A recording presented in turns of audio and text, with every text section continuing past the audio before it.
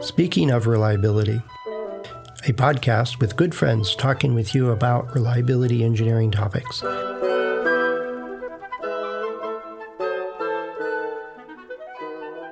Welcome to Speaking of Reliability. This is Fred Schenkelberg. And I'm Philip Sage with the Manaway Group in Australia. Fred, I think an interesting topic might be a recent LinkedIn post that I saw regarding the differences between Weibull and the use of Crow-AMSSA on repairable systems. And thought we might talk about that. Okay. Yeah, sounds good to me because I don't know if it was a mistake or not. I used Weibull on a large factory line it was a bottling piece of equipment. I think it bottled something like 500, quart size things a minute. You can imagine it was a very large, noisy, crazy looking machine. Mm-hmm. And it described the phenomena I was looking at fairly well. As the longer they ran it, and they made little tweaks to this, that, or the other thing, and their failure rate improved. So they had a decreasing failure rate, and Weibull hit it dead on. I could predict a week from now how often they would have to make adjustments or have problems with it. But I got told later by statisticians saying, "Oh, no, don't ever use Weibull on a whole system. It's this, that, and the other thing." And it was like, okay. So I switched over to using mean cumulative function, which actually found a whole lot easier explaining to people what it is and what it means with the graphic. So yeah, I was happy with that. But anyway, I didn't see this meme or this little post on LinkedIn. But can you describe it a bit here on the radio?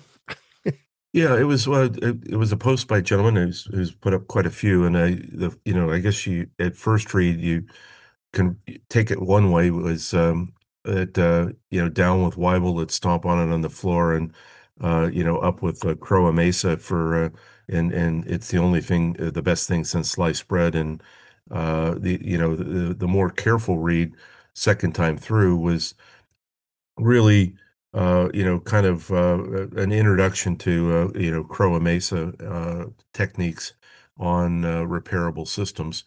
And that kind of got me started in thinking about it a little bit more about how, with our research here at Central Queensland University that we're actively doing, where we use synthetic data sets, where we synthesize 100,000 assets, for example, from a known Weibull distribution. So we know the ground source of truth that's hidden in the data.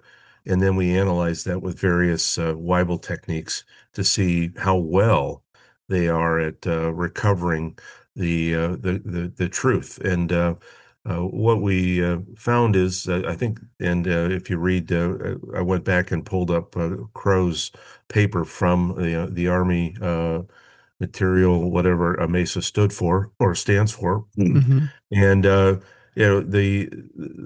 the 40 or so pages that are in that paper with some very elegant math also make the foundational admission, if you will, that it's an estimating technique, and it's got some weaknesses, but most people probably don't read that deep. So anyhow, the first time as I said, the first time I read the article, I said, well, wait a minute, we've been doing Weibull analysis for a long time, and it's in our blood, and I know that it works under certain conditions, and I know when it has weaknesses. But the bold statement that for repairable systems that Weibull was functionally defunct and would generate the wrong answers. I looked at that and said, well, wait, let's explore this a little bit more. Well, that's what my practical experience was. And I guess I got lucky because it showed, what they were observing.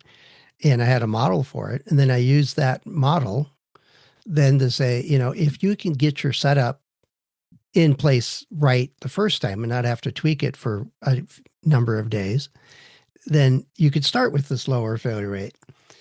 And the gist of it was, do they add a second line or which was close to $1 billion for him Yeah. to put this in, or create a larger warehouse and hold more finished product, because they had so many variations that they would, they wanted to run longer because they got more efficiency out of their line, but they couldn't afford the quick changeover, which is keeps their warehouse and their assets in Hmm. storage lower.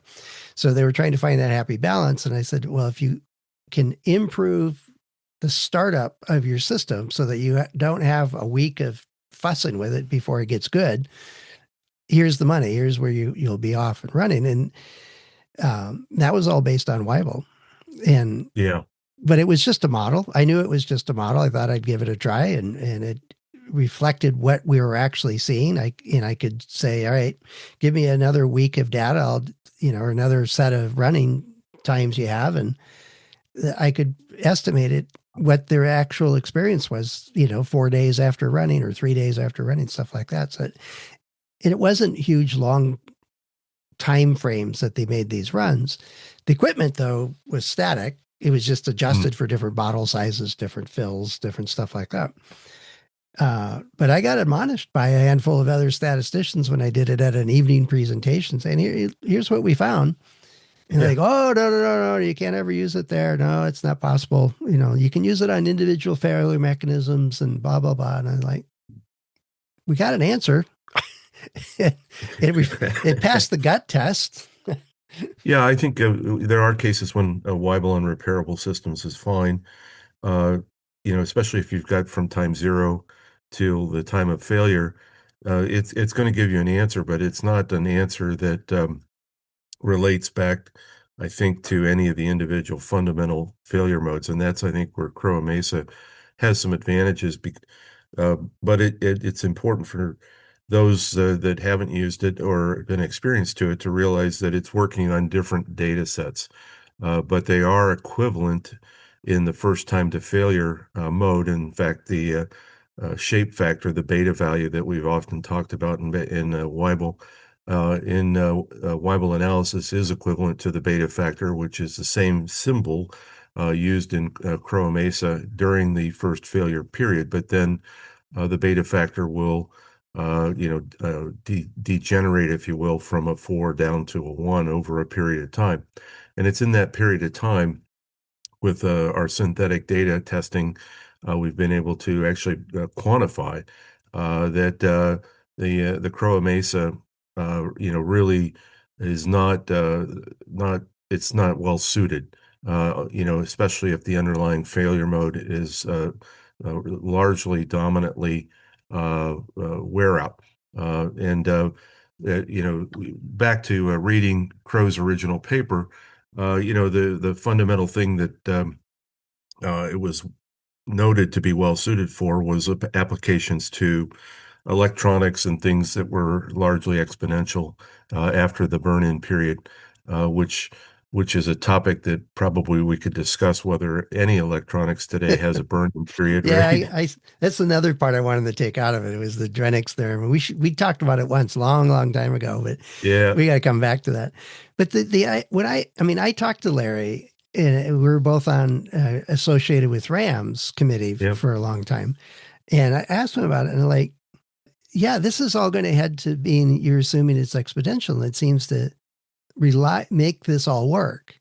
That's what you're trying to get to. And I said, is that even possible? You know, Yeah.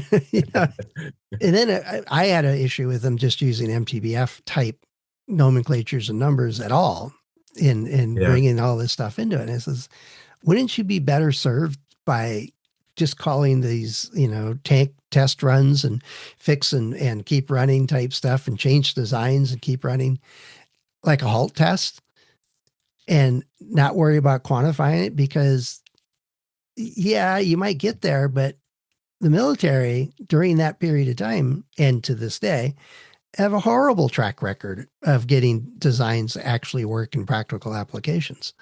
So stop with all the fancy math, and why don't we just do some good engineering? And Mm. so we were on a bus trip to some dinner somewhere. And we were talking about that. Yeah, I think he was happy to get off the bus and go have dinner. Yeah. Now, what the research that we're actively doing at Central Queensland University is using a lot of synthetic data in Weibull and now Crow-AMSSA applications to suitably test the accuracy of the methodology to recover the ground source of truth. The neat thing about Weibull synthetic data as a general topic is that when you create it, you can create 100,000 assets rather, in a minute or so, Yeah. and by inverting the CDF and solving for the time with a random number generator, and then regress that same data set using Weibull analysis. And the confidence intervals at 100,000 samples, of course, are extremely tight. And if you start with an eight of say 60 years and a beta of 4, which is common for wooden power poles, for example, pretty common set of numbers. What you find is that the whether it's MLE or ordinary least squares approach, that they both are pretty doggone close to 60 years and betas of 4. But what you find is then when you subject that to real world conditions like right censoring or suspensions, as some people call them, where the asset's still in service at the end, at the end of the window of observation, or on the other end, we just in 2015, for example, we upgraded to SAP, and now we only have work order data where our failure history is kept from notifications from 2015 forward. So everything before that period of time, we don't know that it failed. And the only thing we know that reaches back into time is the installation date. So we have a left truncated data set. So Yeah. with synthetic data, we're able to um, stagger the entry like a utility would, and then analyze the calendar time, which is very close to the inner arrival times of Crow-AMSSA, for example, and use that data very accurately to test whether or not the methodology is going to return the right answer. Hmm. And you mentioned Drenick a little bit ago, and that's a topic, I guess, for another discussion. But what we find is that there are situations where the long-term equilibrium has not yet occurred. And I find too many people just go, "Oh, of course it's exponential. It's a big complex machine." Like, Yeah, it's a big complex machine, but even when we create synthetic data models, for example, let me back up a bit. The Australian energy regulator suggests Crow-AMSSA for a conductor linear assets, conductors that run, mhm. 100 kilometers, for example, and carry 300 kilovolt, service. That Crow-AMSSA is better for those because we make these minor repairs on the actual conductor, and it is in fact kind of like a complex machine. But the reality is that more than a handful of those failure modes, when you really develop a synthetic model, are actually wear out modes. And so what you're actually seeing in the form of a complex machine is various failure modes popping their head up in a random order that kind of looks like it should be an exponential distribution, which is random in nature, but the underlying failure modes, which could be, in fact, our synthetic data sets use 12, for a transmission, whether it's, a conductor wrap or a binding or, some other, part of the conductor physics. Uh, there are some definite wear out capabilities there. So it's the way that the data presents itself. Now, I think Crow-AMSSA really has some benefit is it depending on the data that you have, the ability to analyze in both regimes, whether it's Weibull or Crow-AMSSA, is very attractive because if you don't get the same similar type of answer, then one of them is got a data problem, and you can use that as a deduction to say, okay, is my analysis robust, or Well, do I really need to go look at problems? well, you're not suggesting we try three different analysis techniques. If two of them agree, we're good. Well, Because if you had two analysis and they don't match, then which is the problem? yeah, And yeah, that's a question, and you don't know what two, and if you had three, then you'd have a better indication. But I don't know what the third analysis method would be off the top of my head. well, there's it's based on the mean cumulative function. Is you can do Okay. a regression on the lines that are created with that, and it's simply duration on the horizontal axis. For those that aren't familiar with it, duration or time, calendar time on the Yep. horizontal, and count of defects or repairs or whatever. I think it's repairs on the vertical. The one thing to be cautious of it is that the repairs have to be trivial in duration compared to the length of time in service or to the Correct. operating time. So, and because it doesn't show it on the graphic. So if you take out a motor and go rebuild it and it takes 2 months to do it and you put it back in, it looks like you had 2 months of failure free running Yeah. in that kind of analysis. It doesn't work when the repair times are significant, and it's significant in that operating sphere of what Okay. it's doing. Okay. Yeah. Yeah, I understand. But you can, once you get it that curve, you can fit a Mm. line to it, or Yep. you can fit something to it. And I know Weibull did it a couple different ways, and they had some fancy words for it. But um, it basically gave you that a factor of how well the repair program is working. So, are your repairs in general making the product better? Mm. As good as close to good as new or even better, or is it making it worse as it goes forward? So, as you can think of it as a curve over time, if it's increasing in upward, every repair you make is making the overall system worse Yeah. because the arrival rate is just showing up faster. And that's not unbelievable. I think Chris is doing a webinar next week, is the time we're recording this, on, repairs add more damage in so many Yeah. cases. That's a Yeah. that's a different problem.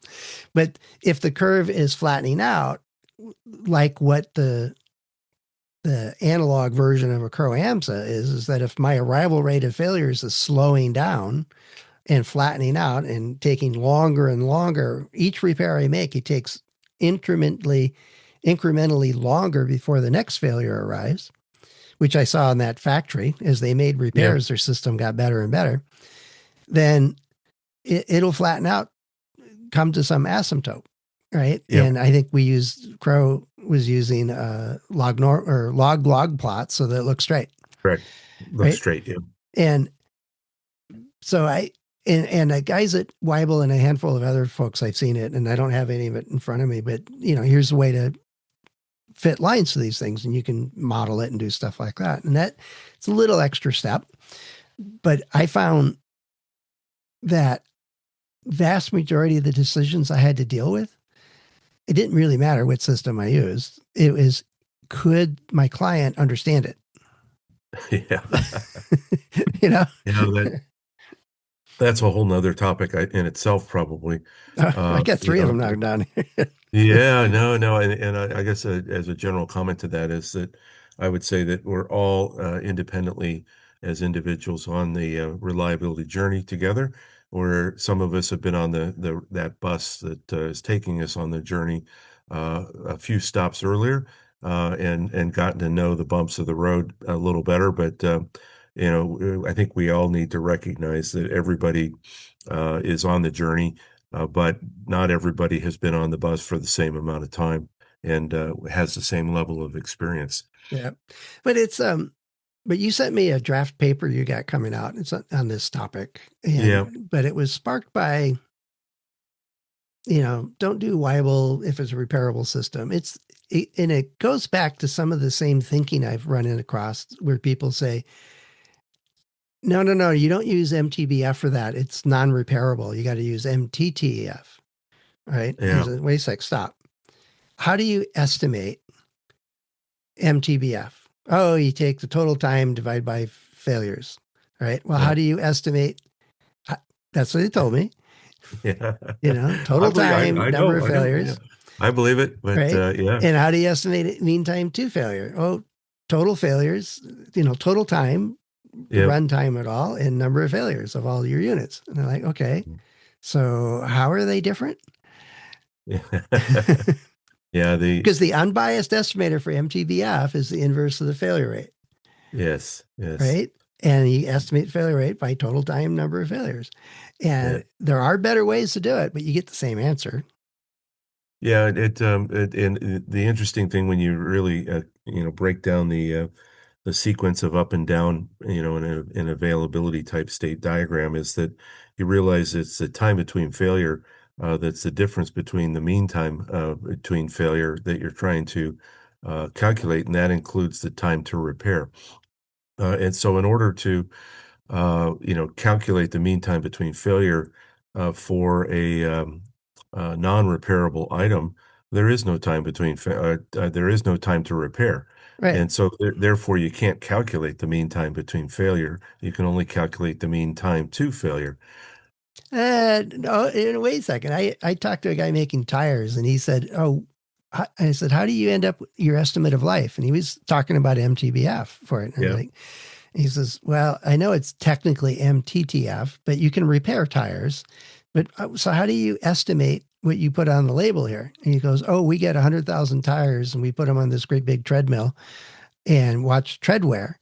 And but we know they're only rated to go 40,000 miles and we're on these really nice smooth treadmills, and so they don't wear out very much, so we have almost zero failures for these 100,000 tires, and so we can estimate an amazing MTBF value, which has no basis in realities, which I Yeah, reminded them of of. course not, right? Yeah, yeah, And because it only takes them 20 minutes to run it, because they got yeah, all these yeah, yeah. tires. Yeah, I'm not sure that that's a valid test, but Yeah. fully But that's valid where that test. comes from, though, is that Yeah. basic math of exponential is saying, you know, eh, yeah, it doesn't matter if I test one to failure or I test 100,000 for 10 minutes. Yeah, I think, back to the topic of Crow-Mesa, the, the intensity is equivalent to the failure rate in many respects. And then Mm-hmm. inverting that to get the localized mean time to failure is straightforward as a reciprocal, and that I think is where a lot of the testing information comes from. That you take a batch of early performance data, interrival failure times, and apply it to Crow-Mesa and calculate the intensity, what Crow called the intensity, which then allows you to say that in this period of time our mean time, to failure was this. And since we've made these design changes or evolutions, or in your bottling case, we've made these adjustments, it's now much improved, and we can show that the inter-arrival time of failures has decreased. Therefore, the mean time to failure has gone up.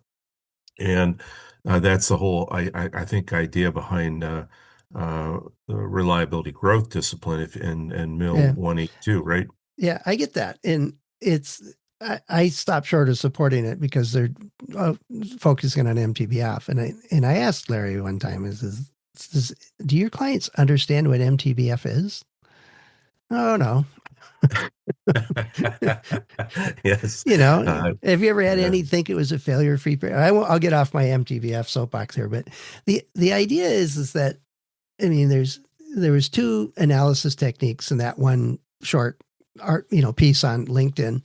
And it's like, it's the answer most statisticians hate giving anybody. Well, it Yeah. depends. Yeah. you know? So there are ways to look at it. And I think the major takeaway is understand the limits, the underlying assumptions and limits of whatever analysis you're doing. Because Weibull may be a great tool in many different circumstances. Crow-AMSSA is a great tool in its set of places where it's really, really good. Mean cumulative function is another way to look at stuff, and it has limitations, especially if repair times are long compared to Right. the operating time. And I'm quite sure there's other methods out there, but the underlying part is understand it well enough to know when it's appropriate. And what you were talking about is in your analysis work, the research work you're doing, is yeah, sometimes you need to mock up some data to see how it behaves. You know what the Yes. answer should be, but does your analysis support that? Yeah. And play with it. See where the limits and the bounds of it are. Is like, is this, was it IID is independent? I don't know what the second I stands for.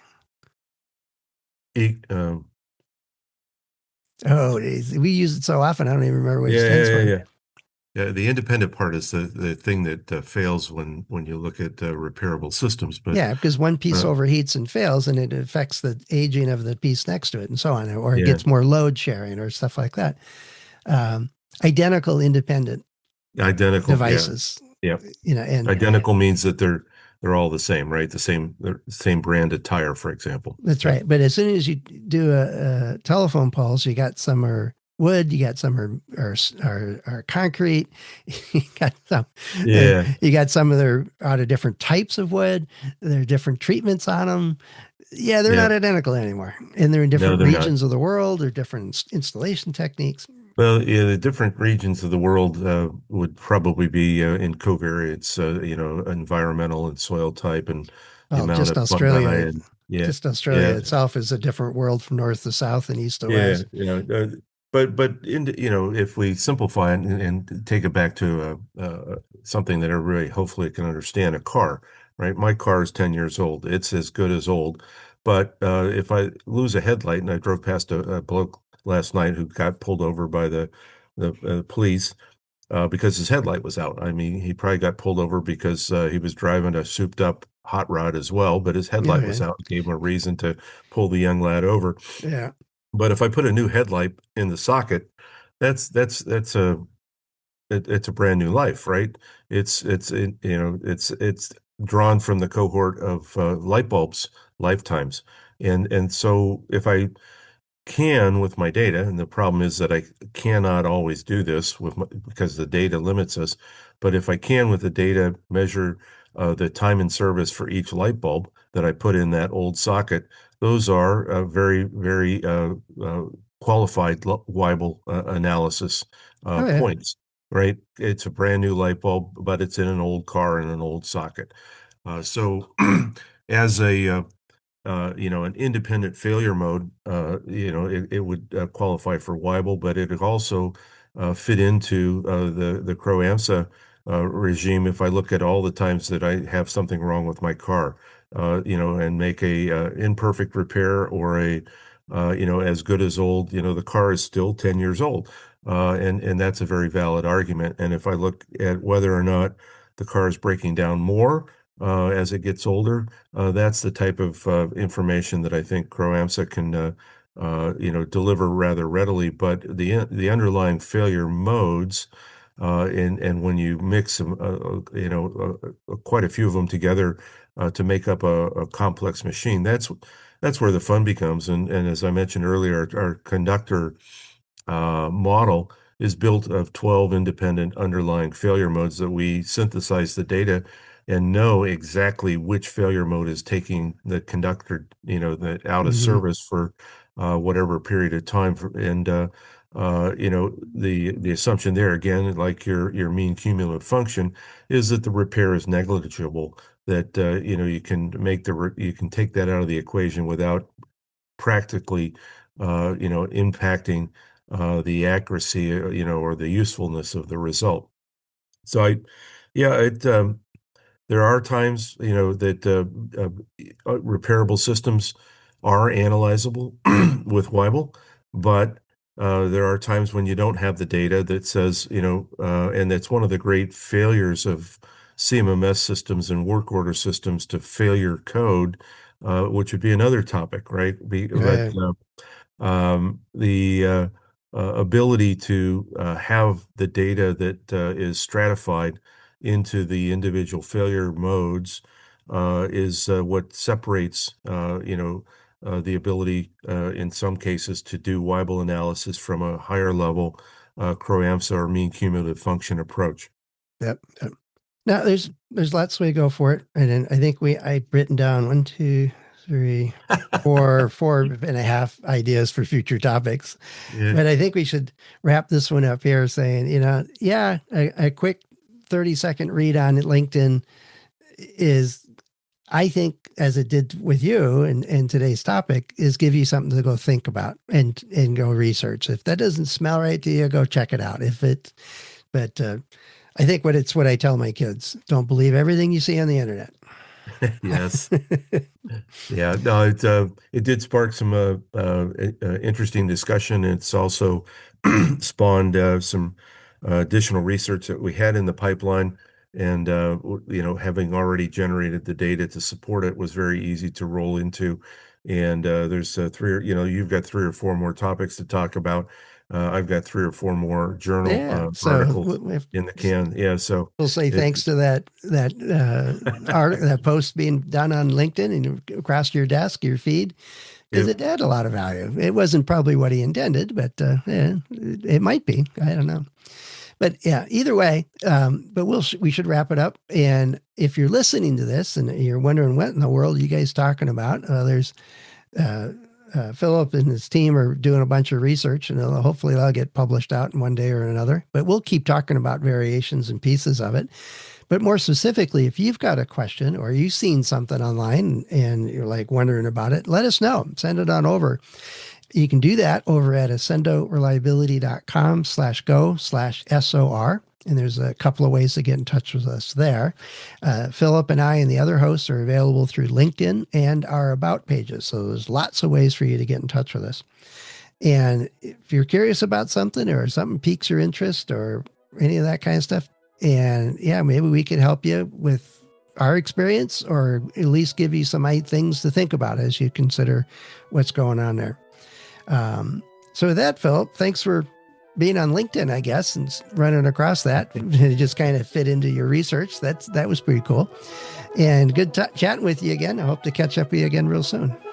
All right. Well, thanks, Fred, and all the best. All right. Thanks. Thanks for listening to Speaking of Reliability. We invite you to join the conversation. If you have a question or a topic that you think we should discuss in a future show, please let us know. You can find a comment box below the episode show notes, or just leave a note as part of a review on iTunes.